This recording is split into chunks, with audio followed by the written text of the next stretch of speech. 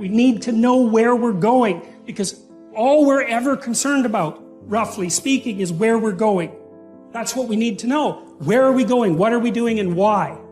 It turns out that the way that we're constructed neurophysiologically is that we don't experience any positive emotion unless we have an aim and we can see ourselves progressing towards that aim. It isn't precisely attaining the aim that makes us happy. As you all know, if you've ever attained anything, because as soon as you attain it, then the whole little game ends, then you have to come up with another game, right? So it's Sisyphus, and that's okay, but it does show that the attainment can't be the thing that drives you, because it collapses the game. That's what happens when you graduate from university. It's like you're king of the mountain for one day, and then you're like surf at Starbucks for the next 5 years, you know? So, yeah. So what happens is that human beings are weird creatures, because we're much more activated by having an aim and moving towards it than we are by attainment. And what that means is you have to have an aim, and that means you have to have an interpretation. And it also means that the nobler the aim, that's one way of thinking about it, the better your life. And that's a really interesting thing to know, because, you know, you've heard ever since you were tiny that you should act like a good person. You shouldn't lie, for example. And you might think, well, why the hell should I act like a good person, and why not lie? I mean, even a 3-year-old can ask that question, because smart kids learn to lie earlier, by the way. And they think, well, why not twist the fabric of reality so that it serves your specific short-term needs? I mean, that's a great question. Why not do that? Why act morally? If you can get away with something, and it brings you closer to something you want, well, why not do it? These are good questions. It's not self-evident. Well, it seems to me tied in with what I just mentioned. It's like you destabilize yourself and things become chaotic. That's not good. And if you don't have a noble aim, then you have nothing but shallow, trivial pleasures, and they don't sustain you. And that's not good, because life is so difficult, it's so much suffering, it's so complex. It ends, and everyone dies, and it's painful. It's like, without a noble aim, how can you withstand any of that? You can't. You become desperate, and once you become desperate, things go from bad to worse very rapidly when you become desperate. And so there's the idea of the noble aim, and it's not something, it's something that's necessary. It's the bread that people cannot live without, right? That's not physical bread. It's the noble aim.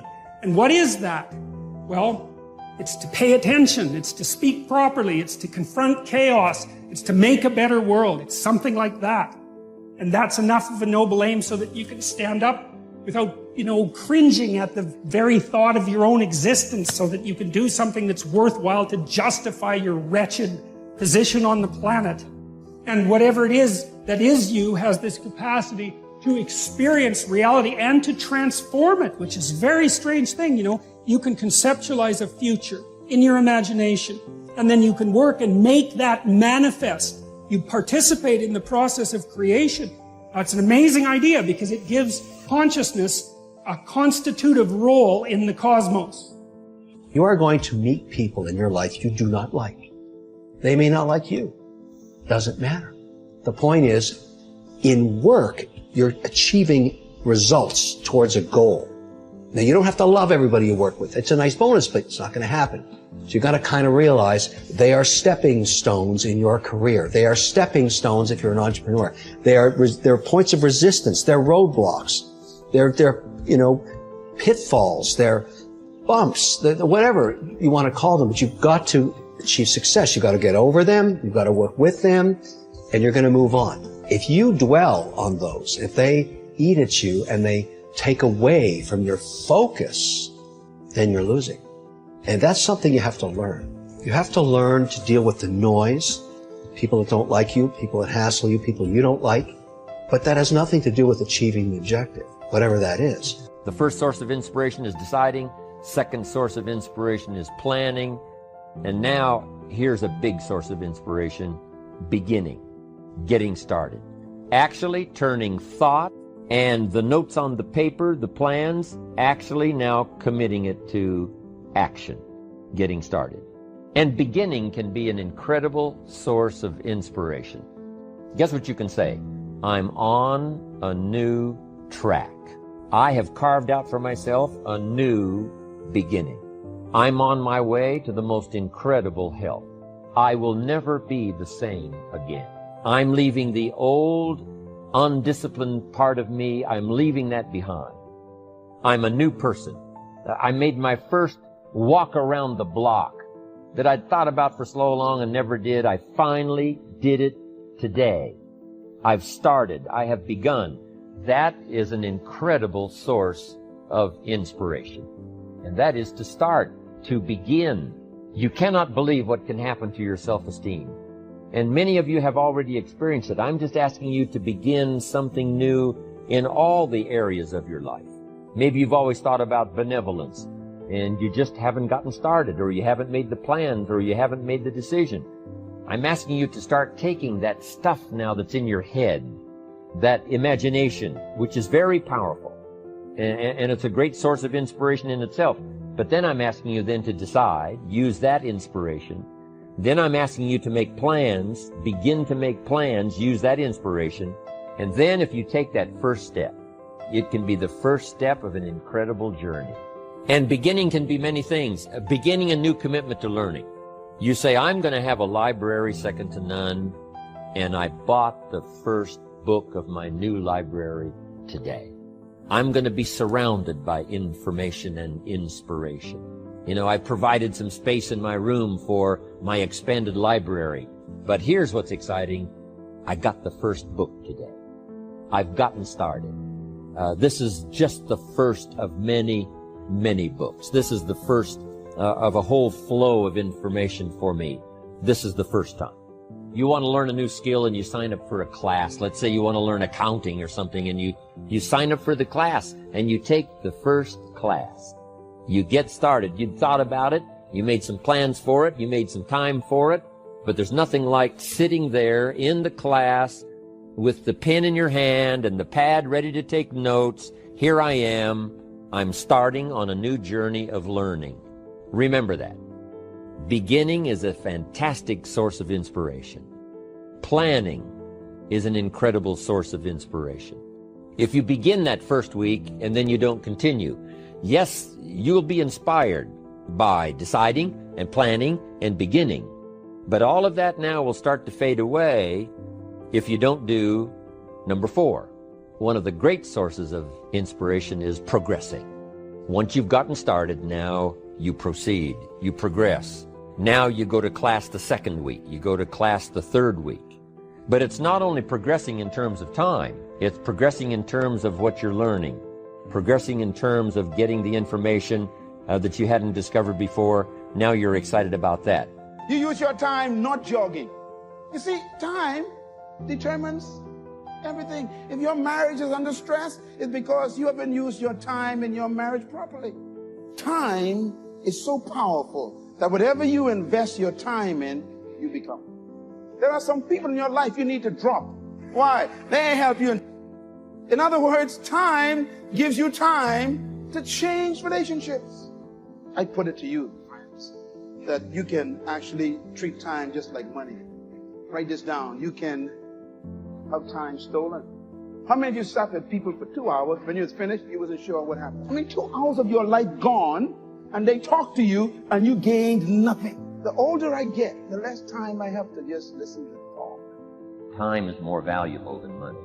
You can get more money, but unfortunately you can't get more time. I don't know about you, but you ain't old enough yet. There's a certain period in your life where you realize, I ain't got time for this. People just kind of wonder in your life, let's talk. Talk about what? Write this down. Time can be what? Abused. Time can also be lost. You can lose it, just like money. Time can be squandered, just like money. You can spend an entire day. Have you ever said this? I don't know where the day gone. Why? You squandered it. It didn't take you closer to your goals, didn't take you closer to your vision, didn't accomplish the things you wanted, and you spent it and squandered it on stuff that didn't count. Time is more important than money.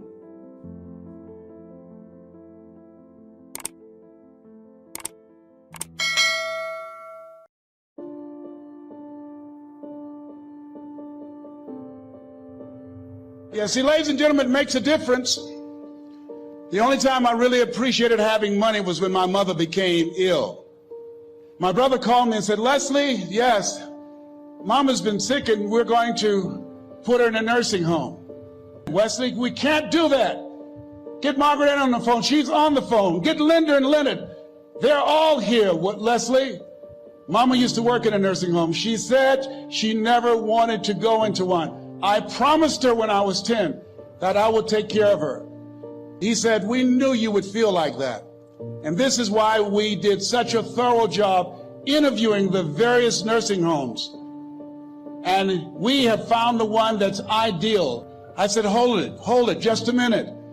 She took care of us. See, I had a problem. I couldn't understand how one woman, 46, domestic worker on Miami Beach, can raise 7 children who couldn't take care of themselves, but 7 children couldn't take care of one woman. I had a problem with that. So I resigned from the Ohio legislature and I went back to Miami to take care of Mama. And I'll never forget taking her to Jackson Memorial Hospital. The receptionist said, as she looked at my mother, looked at me, she didn't say, how you doing? Are you uncomfortable? Are you in any pain? The lady just said, what kind of insurance do you have? And I stepped forward and I said, she has Les Brown Unlimited. Give my mother what she needs. I can write a check for her. My best friend, Lonnie Cotton, wrote on the paper at 10, he wanted to be a doctor. This was an impossibility. Lonnie can't even read. When we in the reading group, he started a fight so he can get thrown out to the principal's office. What doctor you know can't read?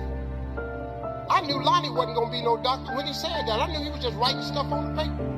What you want to write on your paper is what you're gifted at. What are you gifted at?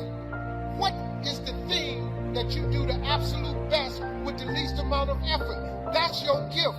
God has been using your imagination to show you your gift. Something new is coming. It's easy to get stuck in life. When we've gone through disappointments, had a setback, tried and our dream didn't work out, we can settle where we are and think this is as good as it gets. But God said in Isaiah, I am doing a new thing. Even now it springs forth. Can you not perceive it? God is about to do something new in your life. He didn't create you to get stuck at one level and stay there. He has new opportunities, new relationships, new favor. It may look like you'll always struggle in your finances. So get ready, something new is coming. Promotion, opportunity, doors opening that you never dreamed would open. The medical report says you have to live with that sickness. It's been a long time. God is saying, I'm doing a new thing. I'm restoring health.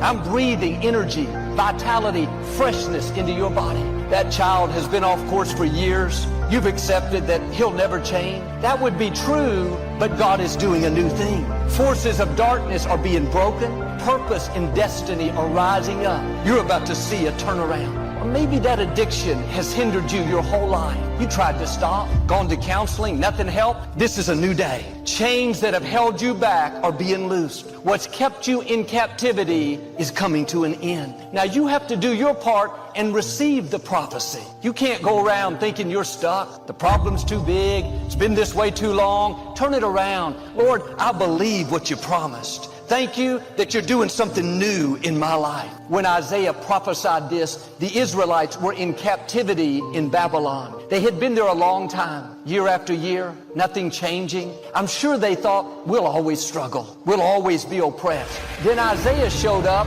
and said, get ready. God is doing a new thing. They could have thought, yeah, right. Have you seen these enemies? Look how powerful they are. All the circumstances say we're stuck. We'll never live an abundant life, never own our own homes. Our children will never be free. Don't talk yourself out of the new thing God wants to do. The odds may be against you, but the Most High God is for you. The Israelites had been through many struggles, had unfair things happen. They had made mistakes, brought the trouble on themselves. They could have been sitting in self-pity, discouraged. But Isaiah said, forget the former things. Do not dwell on the past. Behold, God is doing a new thing. The principle is, if you're dwelling on the past, you won't see the new thing. If you're focused on who hurt you, what wasn't fair, why did this friend walk away, then you'll miss your destiny. God is saying, forget the former things. Quit dwelling on your mistakes. This is a new day. Living in regrets will keep you from new opportunities. Reliving your mistakes will stop the new favor. As long as you're looking back at the old, you won't see the new. When you drive home today, there's a big windshield in front of you and a very small rear view mirror. The reason it's so small is because what's behind you is not nearly as important as what's in front of you. Where you're going is what matters, not where you've been. Is there something you need to forget so you can see the new thing? Something you need to quit dwelling on so you can step into the favor and abundance that God has for you? When someone hurts you, they do you wrong, if you keep thinking about it, then you're letting them continue to hurt you. Don't give them your power. You have to let it go. Give it to God. He saw what they did. He saw your tears, your heartache. He has beauty for those ashes. But here's the key. You have to let go of the ashes before you can see the beauty. It's an exchange. God says, you give me the ashes. You quit dwelling on the hurts. You forgive them. You move forward with your life, and I'll give you the beauty. I'll do something so great, so rewarding, that you don't even think about what you lost.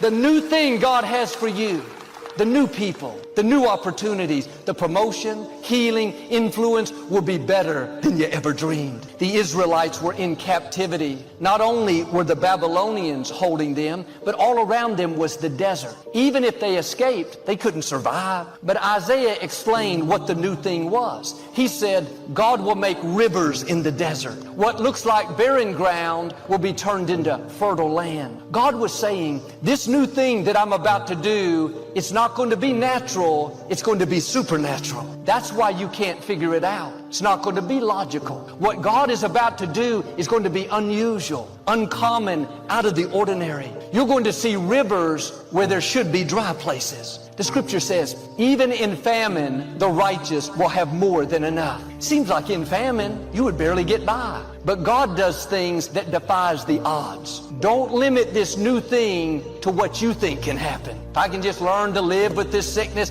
no, God is going to free you from the sickness. If I can just pay my bills, Joel, I'll be happy. God's going to bring you into overflow.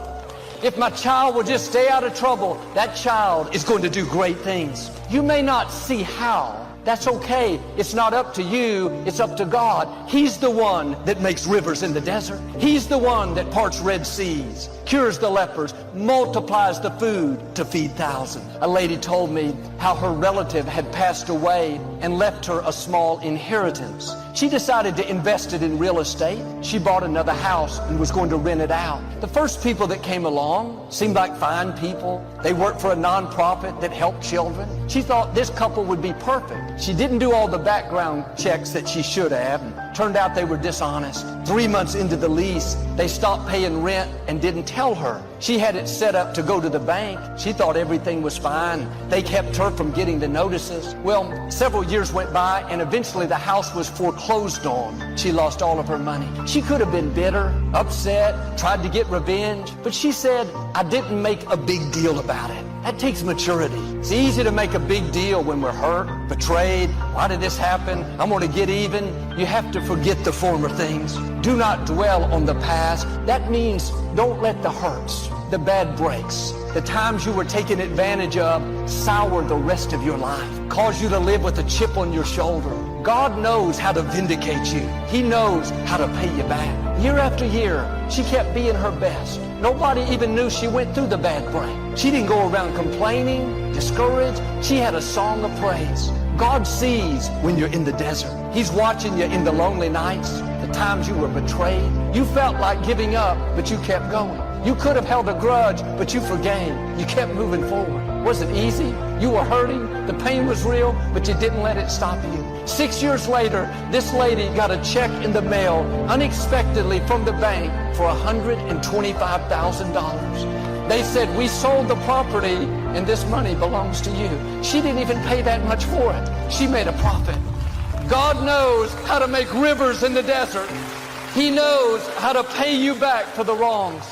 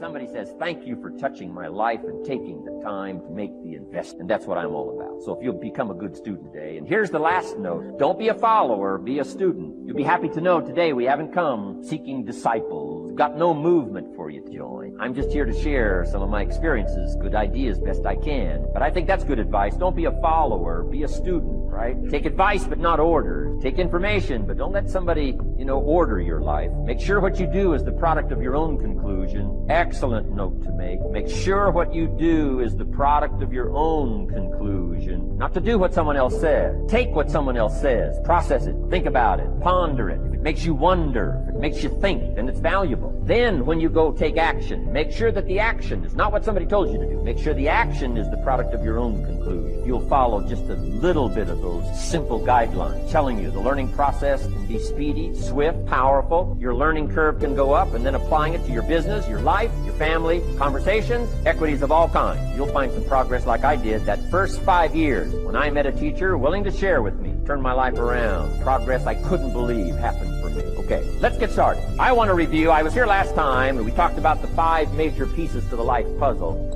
And I just want to review those because it lays such a good foundation for all the rest that I want to share with you today. We got a lot of subjects to cover, so we're going to go rather swiftly. Okay? Put on your mental track shoes here and run with me today, because I'm going to deal mostly in concept. Expect you to, fill in a lot of the details, because I got a lot to share. I want to get through it all. But let's lay this foundation again of the 5 major pieces. Happens to be the title of my latest book, but I think it is so valuable in laying a foundation. It's some of the things I learned between ages 25 and 30. The teacher who taught me so well. He dealt in these fundamentals, we call these. Fundamentals. We call these basics. Basics for sports, fundamentals for sports, fundamentals for your business, fundamentals for the way you deal with your family. A few simple things, a few basic things that if you practice every day can make all the difference in the world, how it works out. I boiled it down to 5 major pieces to the life puzzle. Let's just review those. Number 1 is philosophy. Philosophy, as I taught the last time I was here, philosophy, in my personal opinion, is the major determining factor in how your life works out. See, the people that will live their dreams, the 2% that will do that, these are, and write this down, become a risk taker. They're risk takers. They don't mind failing. They don't mind making mistakes. They're willing to take life on, take life in the collar. This, God said, if you're not willing to risk, you cannot grow. And if you cannot grow, you cannot become your best. And if you cannot become your best, you can't be happy. And if you can't be happy, then what else is there? I like what Helen Keller said. She said, life is short and unpredictable. Eat the dessert first. Here's something else. Write this down. Make it important to become financially independent. People say money won't make you happy, but everybody want to find out for themselves. A friend of mine, Rita Davenport, said money's not important, but it's right up there with oxygen. And let me tell you something, fellas, even if you're as homeless as I am, you got some money, some women will find something cute on you. Oh, he's got eyelashes like Tom Cruise. He's got to walk like Denzel Washington, I used to be so broke I'd walk past a bank and trip the alarm. Creditors would call a house and my children would answer the phone and say, my daddy say he's not home. Repeat after me, please. I'll never be broke again. Never, never, never. Yeah, see, ladies and gentlemen, it makes a difference. The only time I really appreciated having money was when my mother became ill. I was a state legislator in Columbus, Ohio from the 29th House District, Whitehall in the Upper Linden area. And my brother called me and said, Leslie, yes, Mama's been sick and we're going to put her in a nursing home. I said, wait a minute, Wesley, we can't do that. Get Margaret Ann on the phone. She's on the phone. Get Linda and Leonard. They're all here. Leslie, listen to me. Mama used to work in a nursing home. She said she never wanted to go into one. I promised her when I was 10 that I would take care of her. We would do whatever was necessary to take care of her. He said, we knew you would feel like that. And this is why we did such a thorough job interviewing the various nursing homes. And we have found the one that's ideal. And Mama would love them. I said, hold it, just a minute.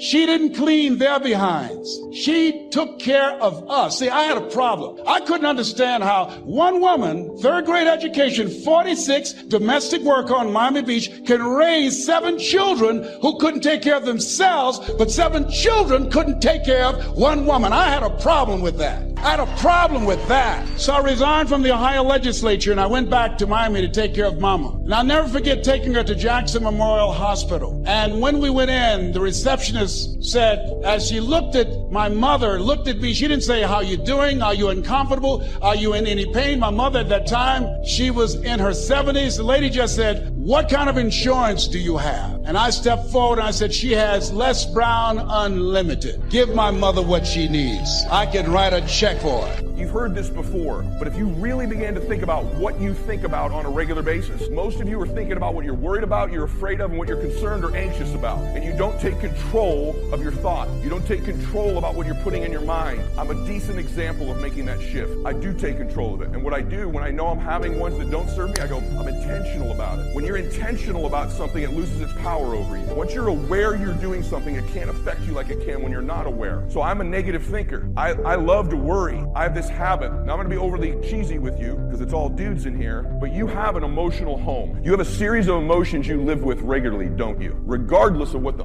F is going on in your life, you find a way to get these emotions. Those emotions could be bliss, ecstasy, passion, joy, peace, faith, but they could also be worry, stress, anger, depression, frustration, concern, anxiety, aren't they? And you have a home, and you've had it most of your life, and it started when you were a little boy or a little girl. And because you've done it over and over and over again, even though you know they don't serve you, you will find a way on a very regular basis to get those.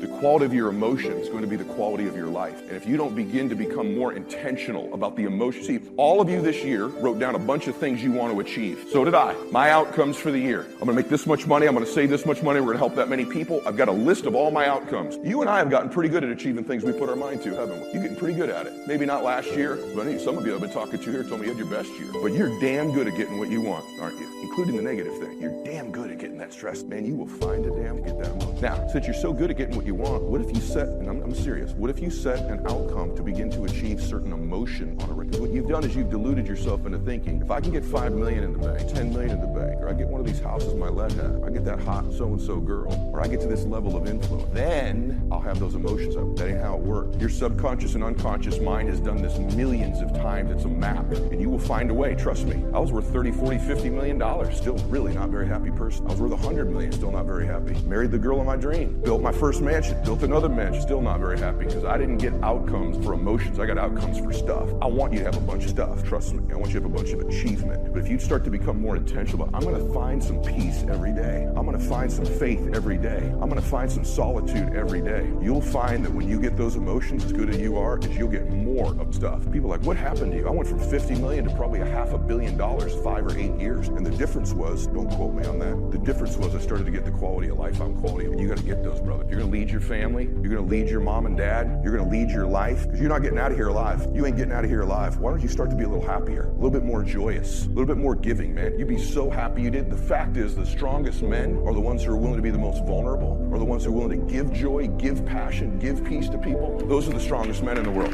Faith is the substance of things that you hope for. You just hope something, Joe. Then what happened is, through grace and favor, he give you a couple of them things you hope for, and then you're supposed to start believing then, because now it turns into faith. But if you take this script, faith is the substance of things hoped and the evidence of things not seen. What is the evidence of things not seen? I just told Albert Einstein said, imagination, it's the preview to life's coming track. But guess what? Your imagination really, it's the evidence thing not seen. Because your imagination, you know why it's the evidence of things not seen? Because you're the only one can see. Your imagination is actually God showing you a preview of a coming attraction that he has for you. The moment you don't believe in your imagination, you negate what he got. Your imagination is the preview to life's coming attraction. It is the evidence of things not seen, because can't nobody see it with you. Your problem is you keep telling your imagination to the wrong people. See, if you want to kill a big dream, tell it to a small-minded person. It's dead. How many times, man, have you had a tremendous idea, something you thought was the one, when told to your loved one and your so-called, and they shot it? I mean, you was convinced that it was just, oh man, I just came to you. And you told it to them and they shot it down. And you thought since they was your loved ones and they friends and they got your best interests at heart, you believed you was wrong.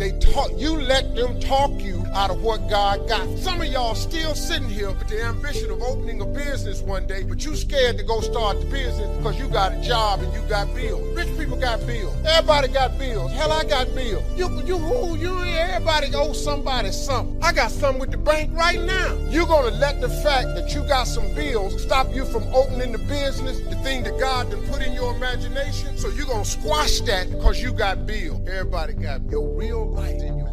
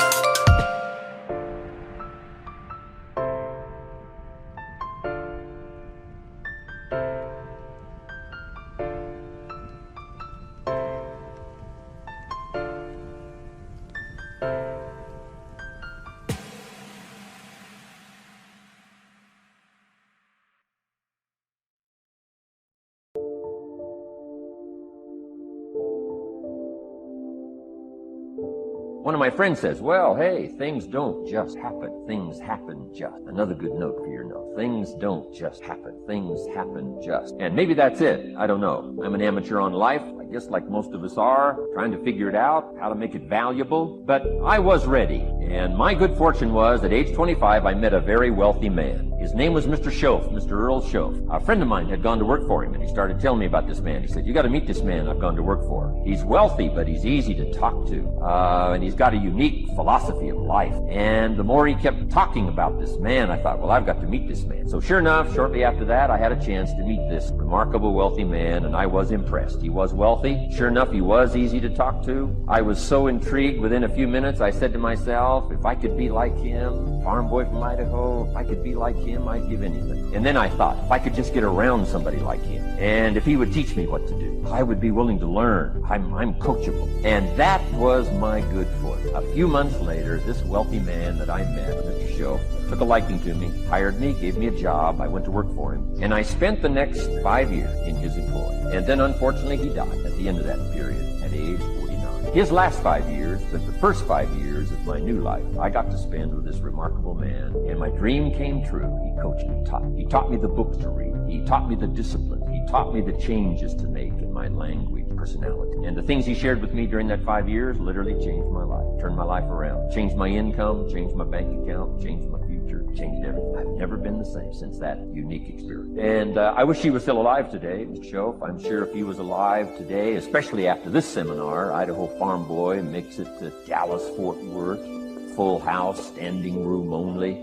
Pretty awesome. I'm sure if he was alive, I'd be calling him today saying, you won't believe what's happening to me. I've had a chance now to share with other people what's shared with me. But anyway, how I got here. 30 plus years ago, I was living in Beverly Hills, California. And one day a friend of mine, businessman friend, said, Jim, I'd like to have you come and share your story with my service club that I belong to, the Rotary Club. He said, I know your story, Idaho Farm Boy makes it to Beverly Hills. But he said, I think my club members would love to hear your story. He said, if I arranged one of our breakfast meetings, would you come tell your story? Just share a few thoughts. I said, okay. So I agreed to go give this breakfast talk. And guess what? They liked it. And my telephone rang. I got another call saying, we heard you've given your story and shared some ideas. Would you come talk to our club? First thing I know, I'm starting to devote a piece of my business time to giving these talks. And then one day, a businessman who'd heard my talk, I think 2 or 3 times, approached me and said, would you come and share that story and some thoughts with my management and salespeople? So I got this little company going. And he said, if you'd come tell your story to my organization, he said, I'd be happy to pay you. And I thought, wow, wouldn't that be something? So I agreed to go do it, and I got paid. Little did I know, another fortune was waiting for me to translate my ideas in talks, speeches, seminars. Now I've written some books. It's on cassette tape. Now I get to travel around the world. Last year I was in Japan, and Israel, Spain, Mexico, Australia, New Zealand, France, Germany, Canada, and now down below. Idaho Farm Boy gets to travel around the world and share his story, and here I am today. And I used to say, looking at the beautiful mansions that she used to clean, I would say, Mama! She said, what is it, boy? When I become a man, I'm going to buy something like this for you. I'm going to buy you a home one day. She said, oh, Leslie, you don't have to do that. I said, I know, Mama, but I want to. I'm going to one day. And she didn't know, and she was curious, where was I getting those thoughts from? I used to work and take care of Mr. Sidursky. He was a very demanding man, very meticulous guy. He would say, Leslie, I said, yes, sir, come here. Yes, sir, you did not clean this ashtray. I'm sorry, sir, I do apologize. And I'd clean the ashtray. Look at this dust here. Look at this dust. I'm sorry, sir. Now, what Mr. Sidursky did not know was that I deliberately didn't clean certain things because I wanted him to call me into his office.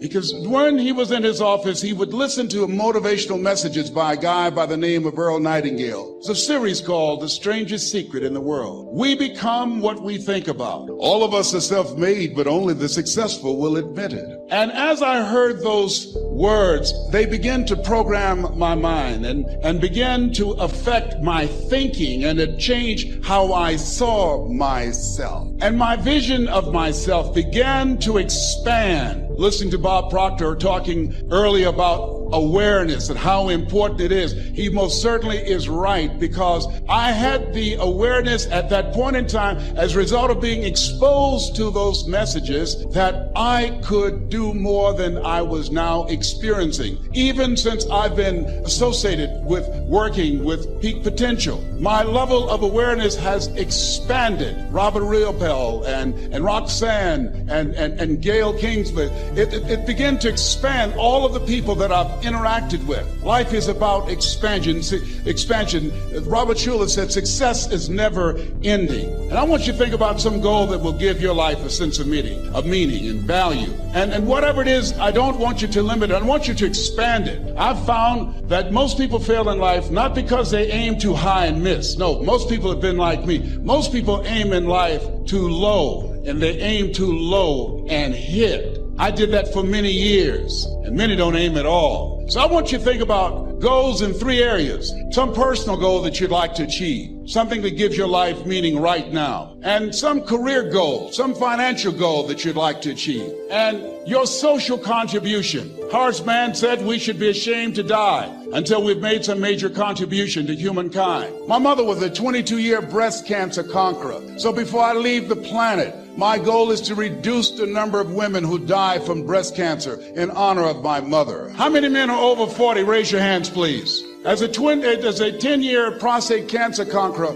my goal is to decrease the number of men who die from prostate cancer, encouraging you to get your PSA test if you haven't done so, or your digital rectal examination. And I'll be glad when they can check our prostate by looking in our ears. It's gotta be a better way. I'm turning red as I talk about it, but you can't see it. They that sow in tears shall reap in joy. And then he says, he that goeth forth and weepeth, bearing precious seed, shall doubtless, that's the word, doubtless. He didn't say you might come forth with rejoicing. He said you will doubtless come again with rejoicing. Look at this. You left bleeding, you left weeping, you left suffering. He said, but when you come back, you're going to be bringing your sheaves with you, pressed down, shaken together, and running over. They came back better than they left.